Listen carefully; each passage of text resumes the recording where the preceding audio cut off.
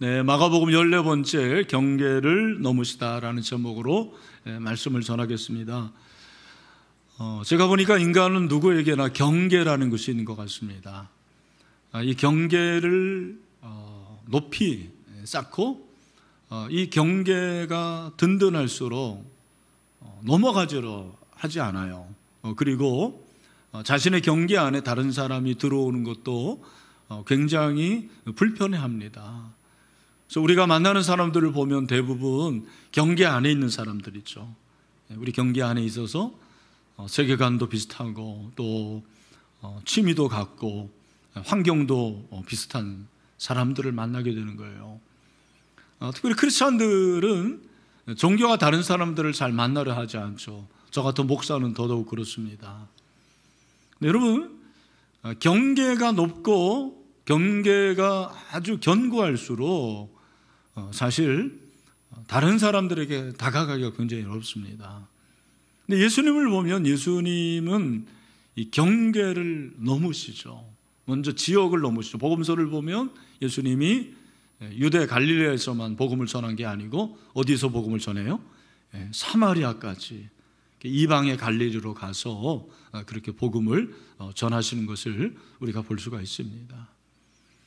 사실 우리가 지역의 경계를 넘는 게 얼마나 어렵습니까? 내일이 광복절인데 우리 민족이 풀어야 될 숙제 중에 하나가 뭐예요? 지역 타파잖아요. 그죠? 어디 가든지 영남과 호남이 이렇게 대결을 하고 갈등을 해요. 교회 안에도 그렇고 교단 안에도 그렇고 노예 안에도 그런 걸 볼 때 참 가슴이 답답합니다. 그게 우리의 숙제 중에 하나인 것 같아요. 지역 타파. 지역의 경계를 넘어서야 되거든요. 근데 지역의 경계를 넘어서는 것보다 더 힘든 것은 사람의 경계를 넘어서는 것 같아요. 선교사님들이 지역의 경계를 넘어서 선교하잖아요. 대단한 일입니다. 이번에도 라오스에 갔었는데 그 선교사님들이 그 무더운 불교 국가에서 복음을 전하는데 선교사님들의 적이 누구예요? 사단이 아니고 마귀가 아니고 선교사라는 그런 안타까운 말이 있습니다. 사람의 경계를 넘어서지 못하는 그런 모습을 보게 돼요. 이번에 라오스에 갔을 때 한 선교사님은 두 아들이 있는데 세상에 며느리를 다 라오스 처녀를 봤어요. 얼마나 사역을 잘하시는지. 거기서 유소년 축구 대표팀이 나오고 그런 역사들이 일어나더라고요. 제가 며느리를 두 사람이나 라오스 사람을 만난다? 이게 보통 일입니까? 사람의 경계를 넘어서는 그런 일입니다. 그렇다고 여러분 며느리를 외국인으로 벌하는 얘기는 아닙니다. 안심하시길 바랍니다.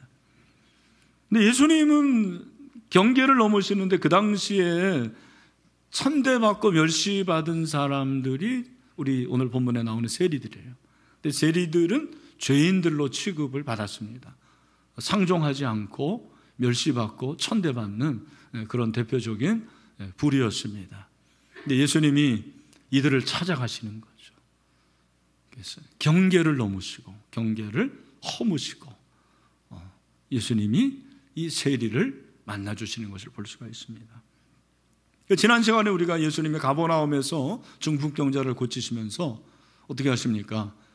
내가 죄사함의 권세가 있다는 것을 가르쳐 주셨어요. 여러분 중풍병자를 고치고 죄사함의 권세를 말씀하시니까 얼마나 놀라운 일입니까? 많은 사람들이 예수님을 따랐습니다. 13절에 보니까 예수께서 다시 바닷가에 나가심에 큰 무리가 남았거늘 예수께서 그들을 가르치셨다 말씀하고 있습니다. 많은 사람들이 따랐는데 그 중에 예수님이 한 사람에게 관심을 갖습니다. 14절에 보면 그 사람이 바로 알페오의 아들 레위라 그랬어요. 레위는 히브리식 이름이고 헬라식 이름은 마태예요. 한번 따라합시다. 마태. 마태가 헬라식 이름인데 이 마태의 직업이 뭐다? 세리였습니다. 세관에 앉아 있었습니다. 아르바이트쟁이 아니었어요. 세리였습니다. 유대신학자 에더스 하임에 의하면 그 당시는 두 종류의 세금이 있었다고 그래요. 직접세, 간접세. 직접세는 빼도 먹도 못하는 그런 세금입니다. 중앙정부 통치자에게 다 바쳐야만 했습니다. 인두세, 토지세. 이거는 어떻게 할 수가 없는 거예요. 또 한 가지가 간접세였는데, 간접세는 판매세, 관세, 그리고 무역세, 또 통행세, 이런 것들이 간접세였습니다. 직접세를 받는 세리와 간접세를 받는 세리가 구분이 되었던 모양이에요.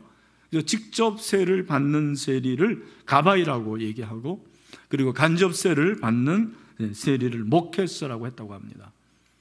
마태는 모케스였다고 그래요. 그러니까 직접세가 아니라 간접세를 받기 때문에 이 간접세는 어떻게 받느냐에 따라서 세금의 액수가 정해지는 거예요. 이게 아주 솔솔한 거예요. 재미가 솔솔하고 이게 아주 짭짤했습니다. 여러분 같으면, 여러분이 만약에 모케스라면 세금을 많이 거두겠습니까? 아니면 국민들을 생각해가지고, 백성들을 생각해서 세금을 적당하게, 아니면 조금 거두겠습니까? 어떻게 하시겠어요? 저는 우리 신일교회 교인들은 다 착하기 때문에 모케스라 할지라도 적게 거두게 될 줄로 믿습니다.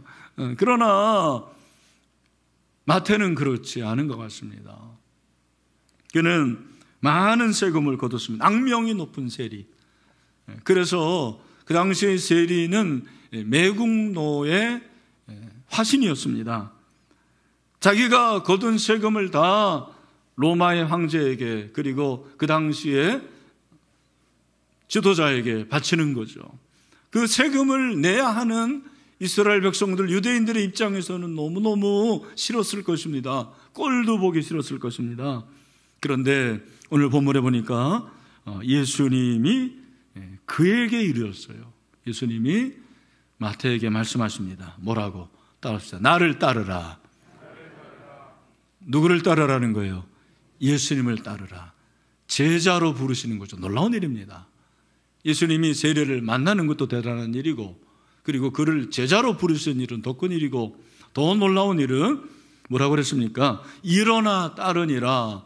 다른 복음서를 보면 모든 것을 버리고 예수님을 따랐습니다. 제자가 된 것입니다.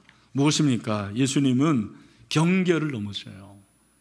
세리였지만 만나시고, 세리였지만 제자로 부르시는 거죠.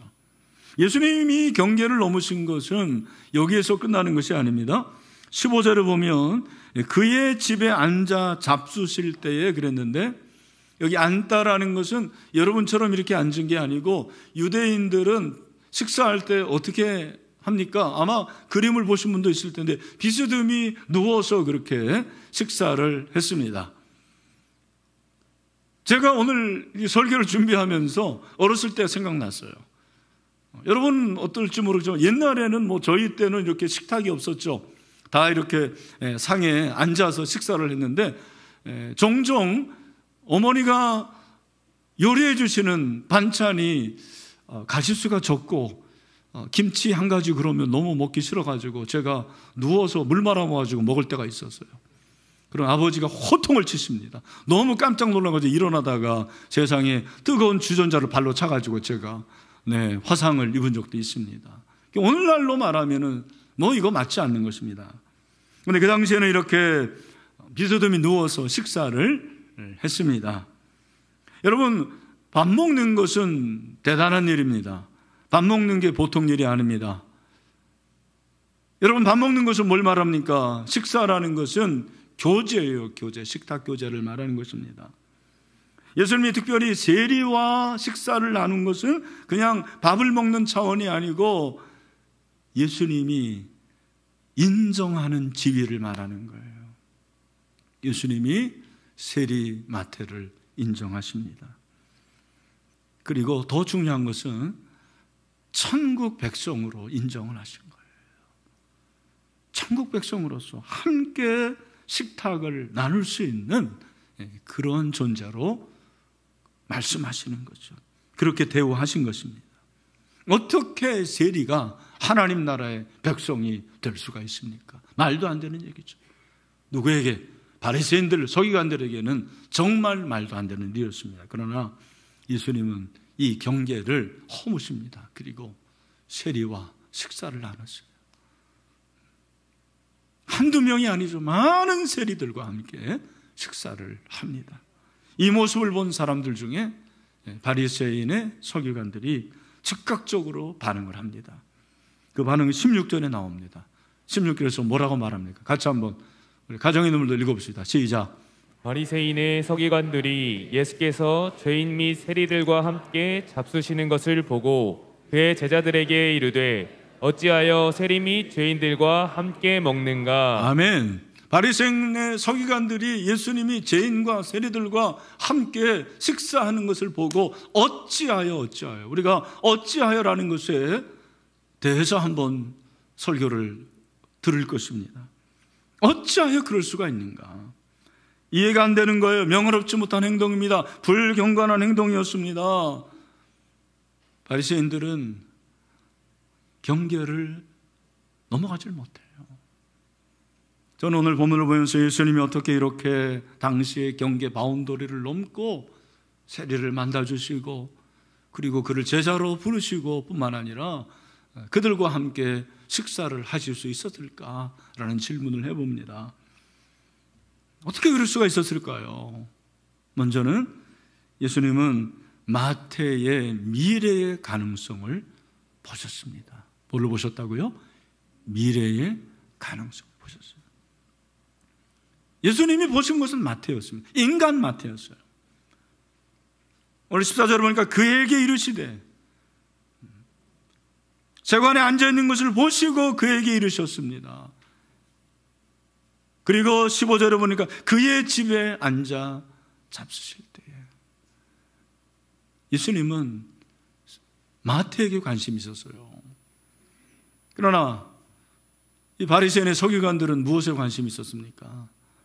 이들은 오늘 16절에 보면 죄인 및 세리들과 함께 잡수시는 것을 보고 그 다음에 또 뭐라고 합니까?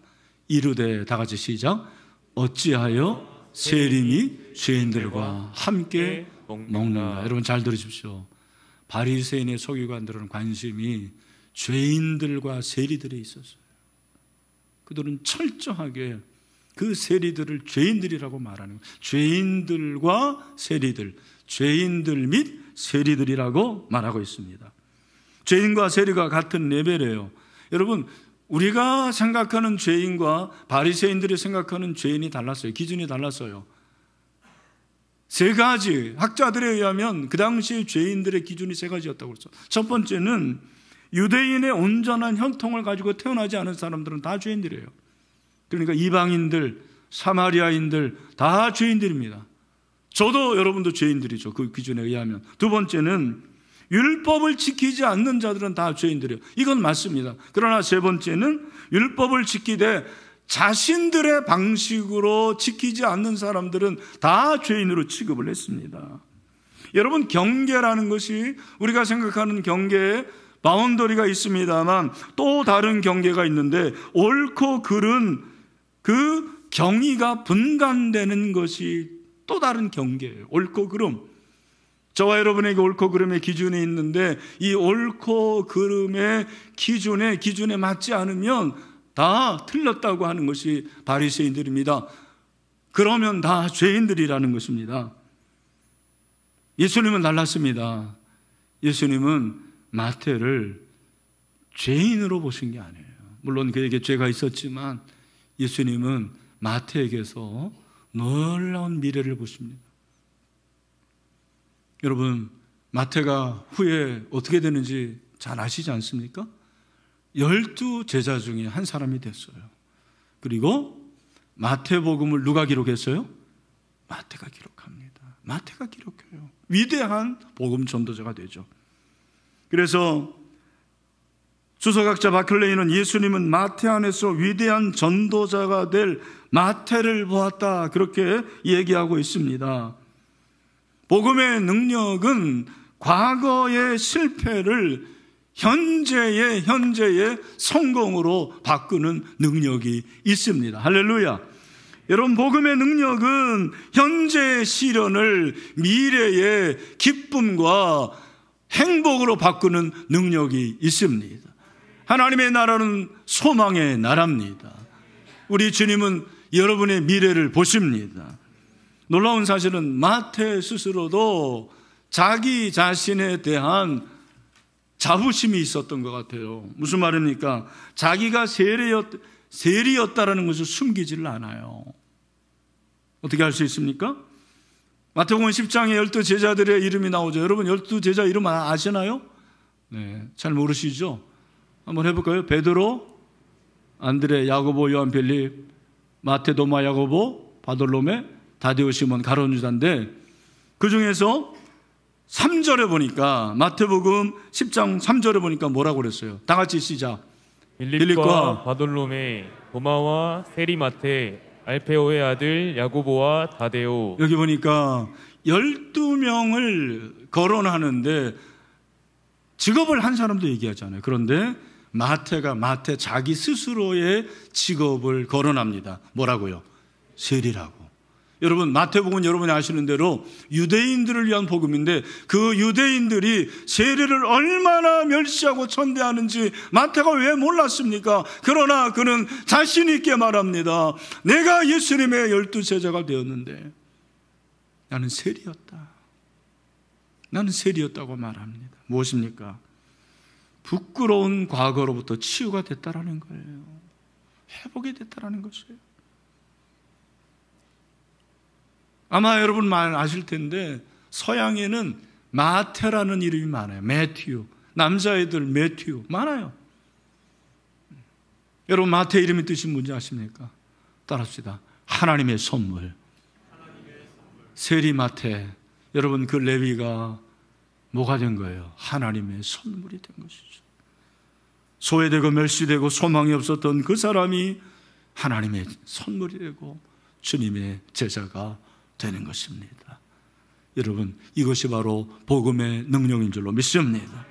사랑하는 성도 여러분, 여러분에게 어떤 부끄러운 과거가 있습니까? 그 부끄러운 과거로 인해서 여러분이 죄책감을 가지고 있나요? 부끄러운 과거로 인해서 부자유합니까? 부끄러운 과거로 인해서 여러분 눈물이 나고 늘 마음 한켠에 부끄러운 것이 있습니까? 괜찮아요. 교회는 부끄러운 과거를 가진 사람들의 모임인 것 같아요. 다 그런 사람들이 모이는 것이에요. 저도 그렇고 여러분도 그렇습니다. 그러나 주님은 우리의 부끄러운 과거를 묻지 않으십니다. 그리고 현재를 통해서 미래를 보게 하시고 저와 여러분을 하나님 나라의 백성, 주님의 제자로 부르심을 믿으시기를 주님의 이름으로 축원합니다.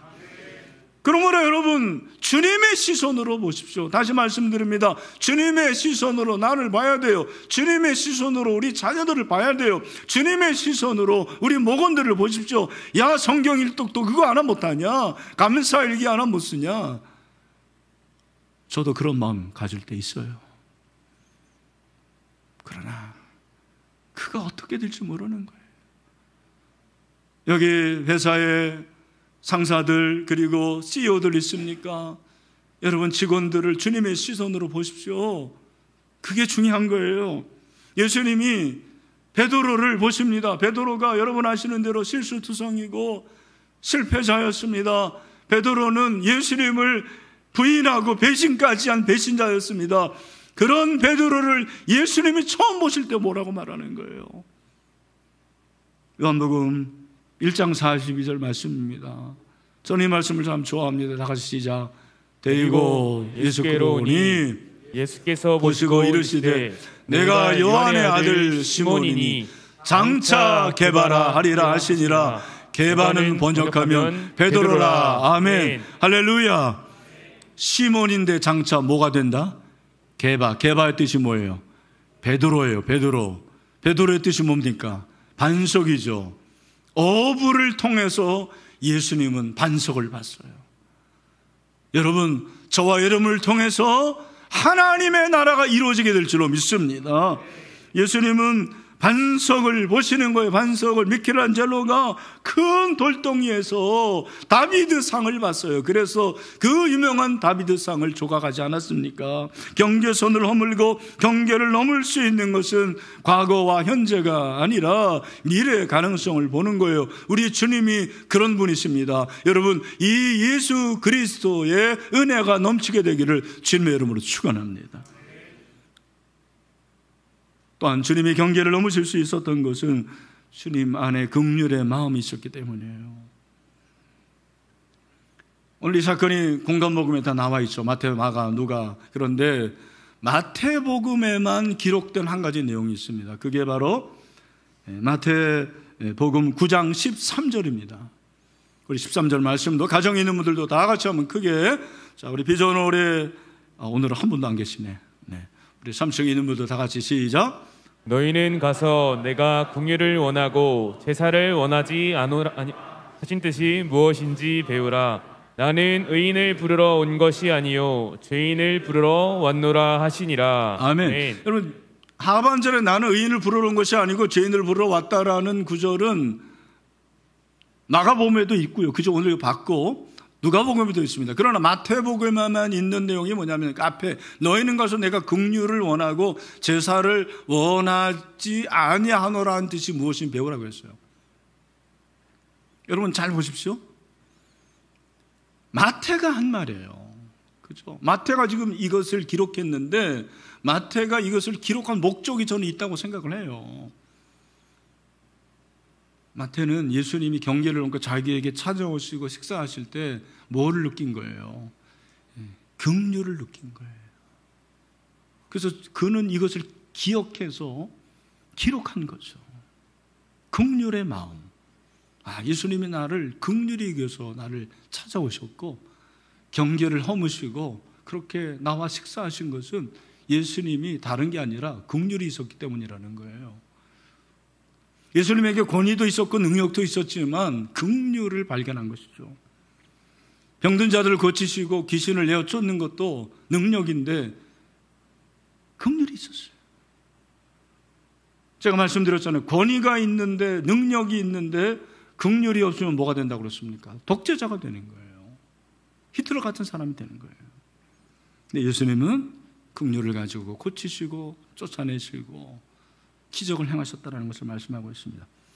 바리새인들에게는 긍휼의 마음이라는 것은 손톱만큼도 없었습니다. 왜 그럴까? 그 이유가 뭐냐면 그들은 자신들은 구별된 자들이라는 자부심이 있었습니다. 그리고 의롭다고 생각한 거예요. 자기들이 의롭기 때문에 다른 사람들은 다 잘못된 거예요. 조금 전에 말씀드린 대로 죄인들이라고 했습니다. 이런 사람들의 특징이 뭐냐면 다른 사람들을 판단하는 걸 잘하는 거예요.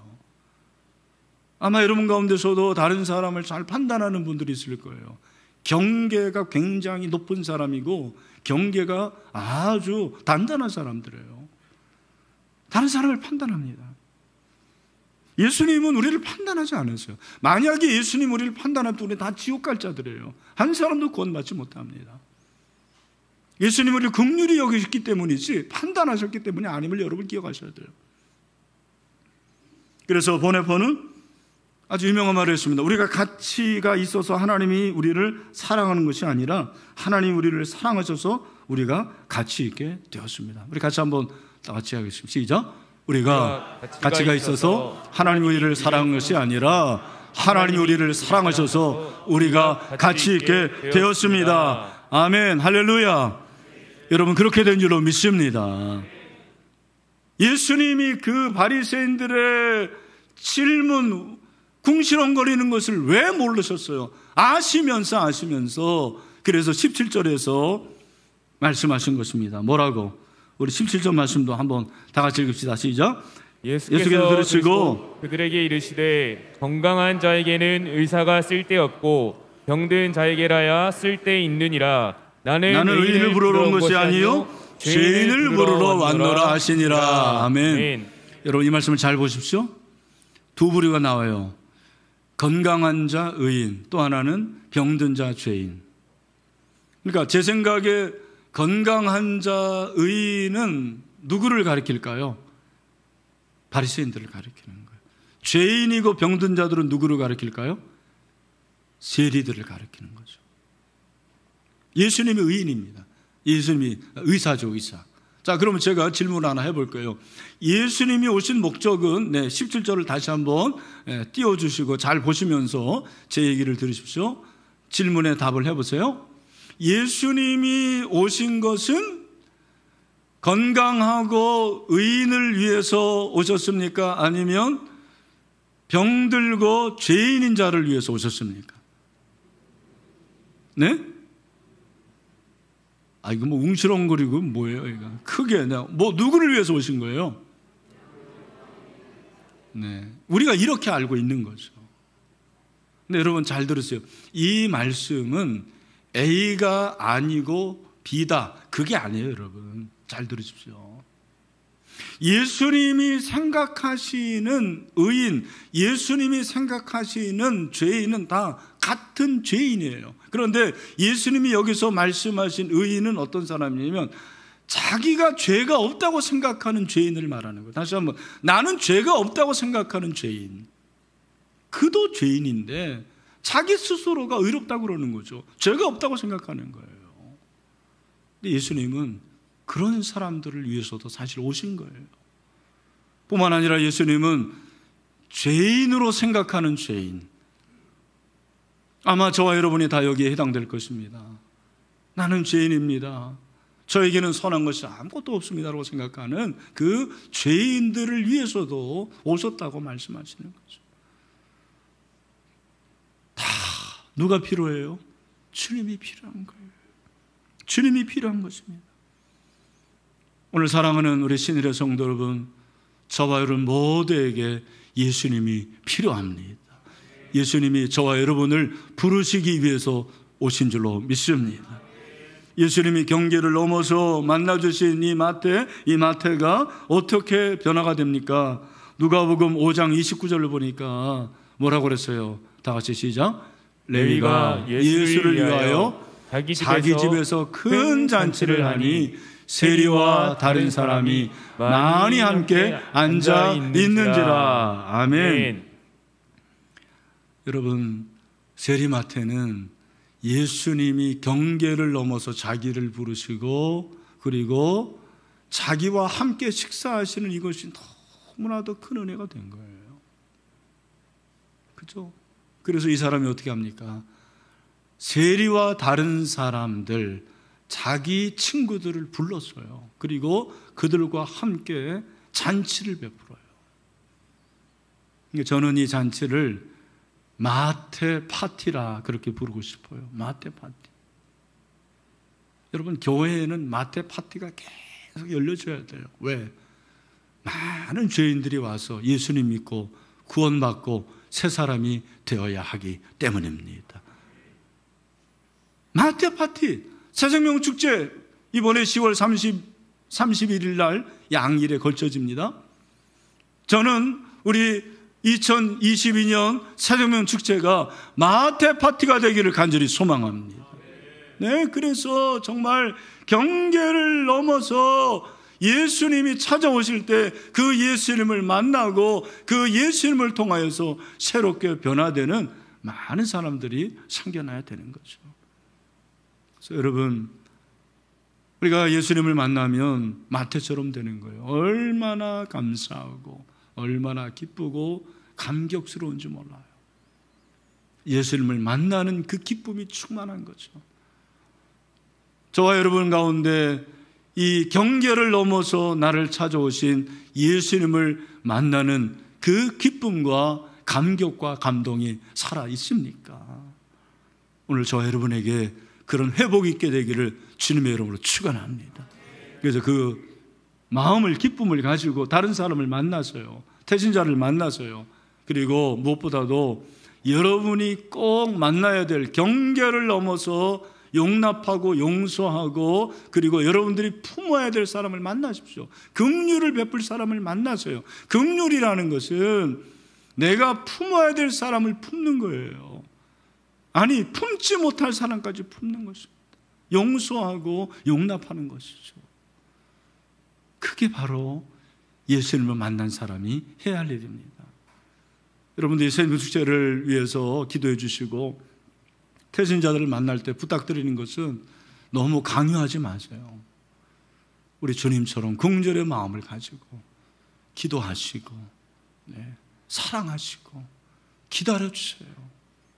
그러면 언젠가 그들이 주님 앞에 오게 될 그날이 반드시 있을 줄로 믿습니다. 말씀을 맺습니다. 예수님은 세리마태를 만나시고 제자로 부르십니다. 경계를 넘으셔요. 경계를 넘으셔서 세리마태를 제자로 부르십니다.